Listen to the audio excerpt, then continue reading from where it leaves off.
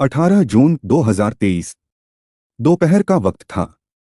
सूरज सिर के ठीक ऊपर था और पुणे जिले के गुंजावनी गांव के पास स्थित ऐतिहासिक राजगढ़ किला हमेशा की तरह कुछ पर्यटकों की चहल पहल से भरा हुआ था। लेकिन उसी चहल पहल के बीच एक सैलानी की निगाह अचानक एक खाई की तरफ गई और अगले ही पल उसकी रूह कांप उठी। उस खाई में कुछ ऐसा पड़ा था जिसे देखकर किसी की भी रोंगटे खड़े हो जाएं। वहां एक युवती का शव पड़ा था। वो शख्स दौड़कर नीचे गया, करीब से देखा तो दिल दहल गया। किसी युवती की लाश आधे सड़े हुए हालत में वहां बेसुध पड़ी थी। उसने तुरंत पुलिस को सूचना दी।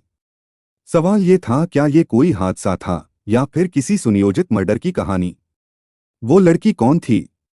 आखिर उसके साथ ऐसा क्या हुआ कि उसकी जिंदगी वहीं खाई में दफन हो गई? इस दर्दनाक और आंखें खोल देने वाली सच्चाई को जानने के लिए इस वीडियो को अंत तक जरूर देखिए। और अगर आप ऐसी ही सच्ची घटनाओं को जानना चाहते हैं तो चैनल को लाइक और सब्सक्राइब करना न भूलें। नमस्कार दोस्तों, मैं विनय कुमार। अब कुछ ही देर में पुलिस की एक टीम घटनास्थल पर पहुंचती है।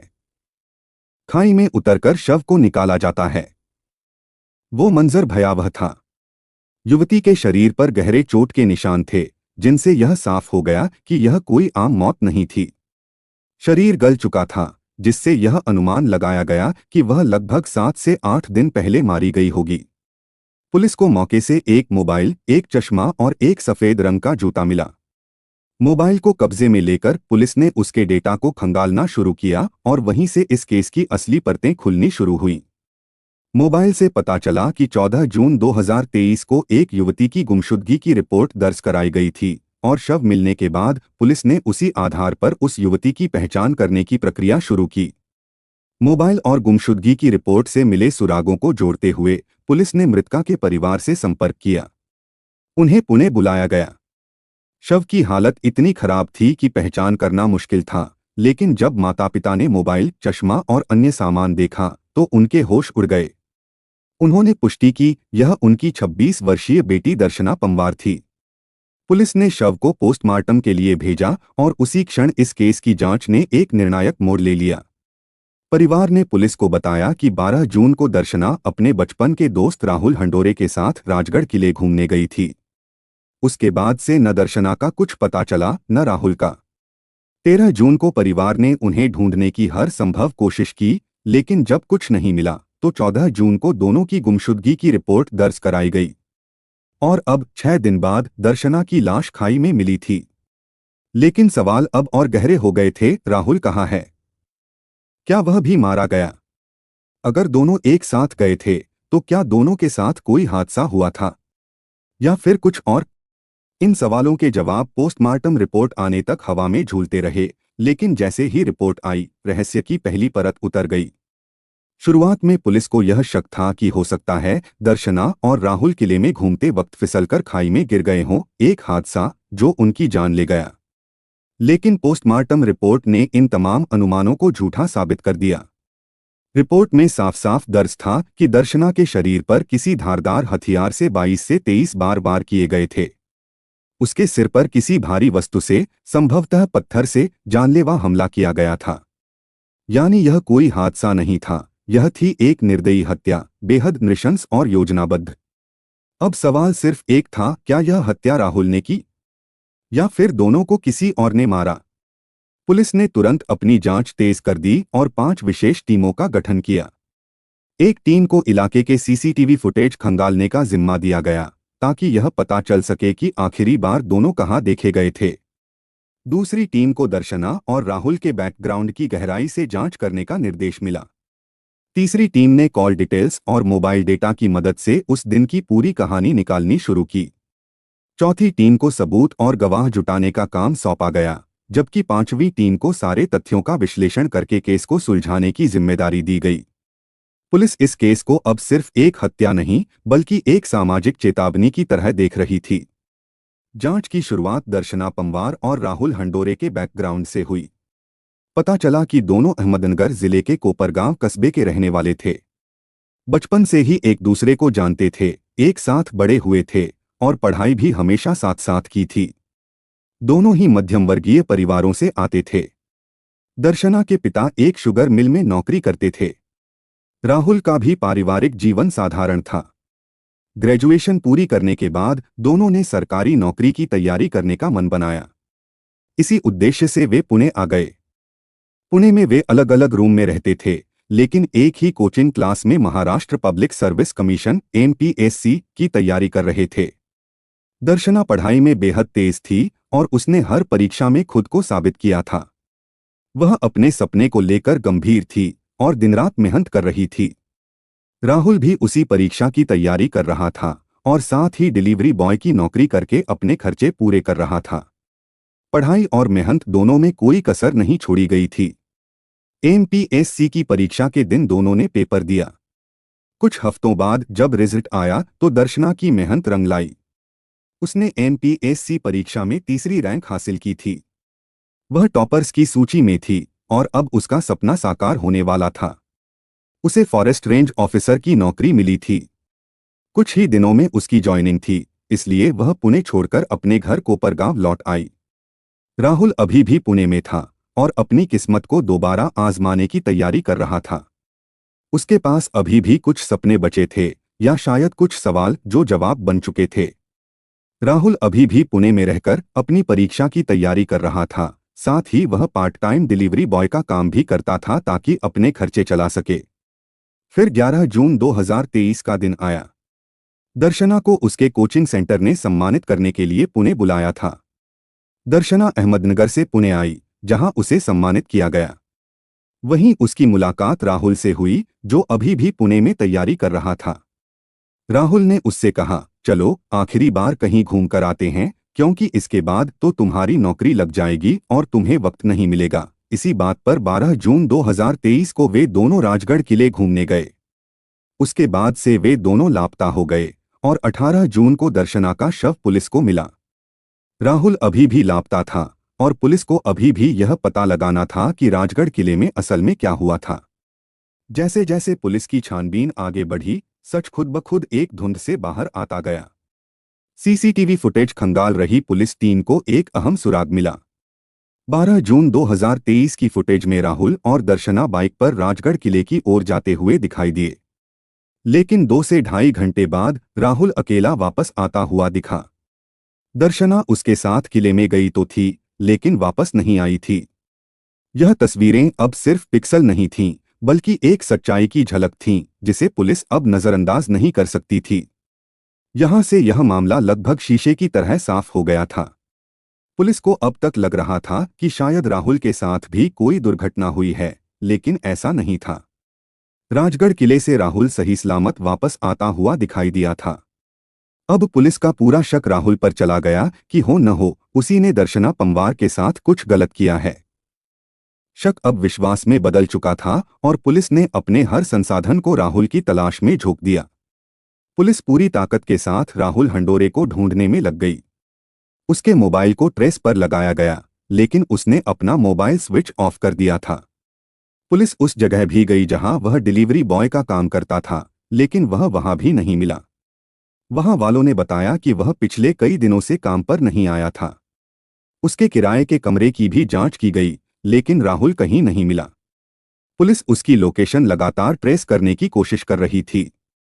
साथ ही उसकी ट्रांजैक्शन हिस्ट्री भी खंगाली जा रही थी, क्योंकि अगर वह कहीं भाग रहा था तो उसे पैसों की जरूर पड़ती।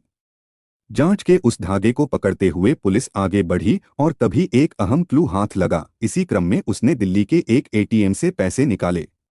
उसके बाद उसकी लोकेशन कोलकाता और फिर चंडीगढ़ की मिली। वह लगातार पुलिस से बचता फिर रहा था और इसी वजह से राहुल के प्रति पुलिस का शक और गहरा होता गया। लेकिन हर भागते कदम का कोई अंत होता है और आखिरकार 21 जून 2023 को राहुल हंडोरे को अंधेरी से पकड़ लिया गया। उसे पुलिस स्टेशन लाया गया और यहीं से यह पूरा मामला पानी की तरह साफ हो गया। अब उस सवाल का जवाब सामने था जो इतने दिनों से हवा में लटका था। राहुल हंडोरे ने पुलिस को बताया कि दर्शना पंवार की हत्या किसी और ने नहीं, बल्कि उसी ने की थी। 12 जून 2023 को वह दर्शना को लेकर राजगढ़ किले गया था और वहां जाकर उसने एक चाकू से उस पर कई बार हमला किया। फिर पत्थर से हमला करके उसे खाई में फेंक दिया। लेकिन पुलिस के लिए ये इकरार काफी नहीं था, क्योंकि जो सवाल सबसे अहम था वह अब भी बाकी था, आखिर राहुल ने दर्शना की हत्या क्यों की, जबकि वे दोनों बचपन के दोस्त थे और उनका बचपन साथ बीता था। जवाब आया, एक टूटी हुई उम्मीद, एक कुचली हुई चाहत और अंत में एक नफरत में बदल चुकी भावना। राहुल ने पुलिस को बताया कि वह बचपन से ही दर्शना को पसंद करता था। वे साथ स्कूल जाते थे। ग्रेजुएशन पूरी होने के बाद वे दोनों रिलेशनशिप में आ गए थे। वे एक दूसरे से प्यार करते थे और इसी के चलते दोनों ने एमपीएससी की तैयारी करने का फैसला किया था ताकि अच्छी नौकरी मिलने के बाद वे शादी कर सकें। पुणे जाकर उन्होंने तैयारी की, लेकिन यहाँ दर्शना पंवार को तो नौकरी मिल गई, उसे फॉरेस्ट रेंज ऑफिसर की पोस्ट मिली, लेकिन राहुल को नौकरी नहीं मिल पाई। कहानी यहीं नहीं रुकी। इसके बाद दर्शना वापस अपने घर आ गई। उसने अपने माता पिता से राहुल के साथ शादी करने की बात की, लेकिन माता पिता ने कहा कि राहुल के पास कोई नौकरी नहीं है और दर्शना के पास अच्छी नौकरी है, उसके पास हजारों विकल्प हैं और वे उसके लिए इससे भी बेहतर लड़का ढूंढ लेंगे। दर्शना ने अपने माता पिता की बात मान ली और इसी के चलते उसने राहुल से दूरियां बनानी शुरू कर दी। वह फोन पर उससे ज्यादा बातें नहीं करती थी और उसे इग्नोर भी करने लगी थी। यह भावनात्मक दूरी राहुल के भीतर एक गहरी खाई बनाती जा रही थी। समय बीतता गया। राहुल अभी भी तैयारी में लगा हुआ था। उसे उम्मीद थी कि जब उसकी नौकरी लग जाएगी तो वह फिर से दर्शना के घर वालों से बात करके उन दोनों की शादी करवा लेगा। लेकिन इसी बीच राहुल को पता चला कि दर्शना के घरवाले उसके लिए लड़का तलाश रहे हैं। चूंकि राहुल का परिवार भी दर्शना के परिवार के आसपास ही रहता था, तो घर की सारी बातें इधर उधर आ जाती थीं। यहीं पर राहुल बिना देरी किए दर्शना के घर गया, उसके माता पिता से बात की और शादी की मांग रखी। लेकिन दर्शना के माता पिता ने उसकी शादी से साफ इनकार कर दिया। वहीं बराबर में खड़ी दर्शना ने भी इस बात से इनकार कर दिया और राहुल से कहा कि वह अपने माता पिता की पसंद से ही शादी करेगी। यहाँ पर राहुल को बहुत ज्यादा शर्मिंदगी महसूस हुई। उसे ऐसा लगा कि दर्शना ने अपने माता पिता के सामने उसकी बेइज्जती की है। उस समय तो राहुल चुपचाप वहां से आ गया, लेकिन अब उसने मन बना लिया था कि वह अपनी बेइज्जती का बदला जरूर लेगा और इसके लिए चाहे उसे दर्शना की हत्या ही क्यों न करनी पड़े। राहुल के भीतर जो बेचैनी थी वह अब तक जुनून बन चुकी थी। उसे पता चला कि 11 जून 2023 को कोचिंग वालों ने दर्शना को सम्मानित करने के लिए बुलाया है। इस सम्मान के मौके ने जैसे दोनों को फिर एक बार आमने सामने ला दिया। उसी दौरान राहुल की मुलाकात फिर से दर्शना से हुई। उसने पहले की तरह नम्रता से बात की, कुछ पुरानी यादें ताजा कीं और फिर एक मासूम सी बात कह दी, एक आखिरी बार मेरे साथ घूमने चलो, थोड़ा समय बिताएंगे। दर्शना ने शायद सोचा होगा कि यह सिर्फ एक मुलाकात है, लेकिन वह नहीं जानती थी कि यह मुलाकात उसकी जिंदगी की आखिरी साबित होगी। इसी के चलते 12 जून 2023 को दर्शना राहुल के साथ घूमने के लिए राजगढ़ किले चली गई। यह एक सामान्य दिन जैसा ही था, लेकिन राहुल के मन में तूफान चल रहा था। वहां जाकर राहुल ने फिर से दर्शना से शादी करने को कहा, लेकिन दर्शना ने साफ इनकार कर दिया और कहा कि अब वह अपने घर वालों की पसंद से ही शादी करेगी। एक साधारण जवाब, लेकिन राहुल के भीतर जैसे लावा फूट पड़ा। उसका आत्मसम्मान, उसका अहंकार और अधूरी चाहत, सब कुछ उस एक जवाब में टूट गया। राहुल ने पहले से ही मन बना रखा था कि अगर वह शादी के लिए मान जाएगी तो ठीक है, नहीं तो वह उसका कत्ल कर देगा। यही वजह थी कि वह पहले ही अपने साथ एक चाकू लेकर आया था। उसकी योजना तैयार थी और अब उसे बस अंजाम देना था। दर्शना की बातें सुनते ही राहुल ने उस पर चाकू से हमला कर दिया। लगातार कई बार वार किए और फिर भी दिल नहीं भरा तो एक भारी पत्थर उठाया और उसके सिर पर वार कर दिया।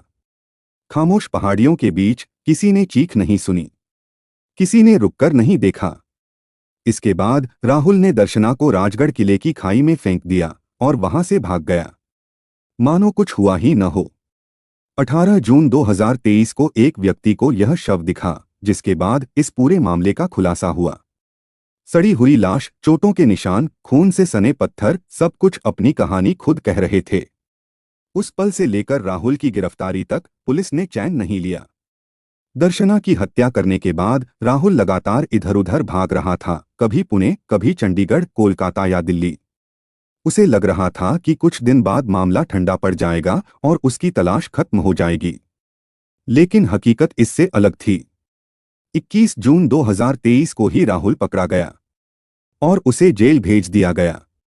इस घटना को सुनाने का मेरा मकसद किसी की भावनाओं को ठेस पहुंचाना नहीं है, बल्कि इस सच्ची और दर्दनाक दुखद घटना के माध्यम से समाज को जागरूक करना है, ताकि आने वाले समय में कोई और दर्शना ऐसी दुखद घटना का शिकार न हो। सच्चा प्यार अधिकार नहीं, समझदारी और सम्मान होता है। जब रिश्तों में स्वार्थ और जिद घुस जाए तो प्रेम भी अपराध बन सकता है। इसीलिए जरूरी है कि हम अपने बच्चों को भावनात्मक परिपक्वता और अस्वीकार को स्वीकारने की सीख दें, ताकि कोई और दर्शना ऐसी दुखद घटना का शिकार न हो।